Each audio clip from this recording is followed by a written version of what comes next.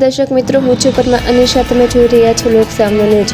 તો જોઈએ આજના સમાચાર. અમરેલીથી અમારા રિપોર્ટર દિનેશ સાતલ સાથે. લીલિયા મામલતદારનો સપાટો. રેતી માફિયા સામે કાર્યવાહી. જિલ્લા કલેક્ટરની સૂચનાથી રેતી ચોરી કરતા તત્વો સામે કાર્યવાહી શરૂ કરી. મોડી રાત્રે લીલિયા તાલુકાના પુતળિયા ગામ નજીક દરોડો પાડતા નાસભાગ મચી. શેત્રુંજી નદીમાંથી રેતી ચોરી કરી આવતા ટ્રક ધારકોની ફિલ્મી ઢબે પીછો કરી ઝડપાયા. એક રેતી ભરેલ ડમ્પર ઝડપી લીધું. 4 ડમ્પર રેતી ખાલી કરી ભાગવાનો પ્રયાસ કર્યો હતો. લીલિયા ઇન મામલતદાર ગોસાઈ તેમજ પીઆઈ સાળુંકેની અલગ અલગ ટીમો દ્વારા ટ્રકો ભાગે તે પહેલા પકડી મામલતદાર કચેરીએ સીઝ કરવાની કાર્યવાહી.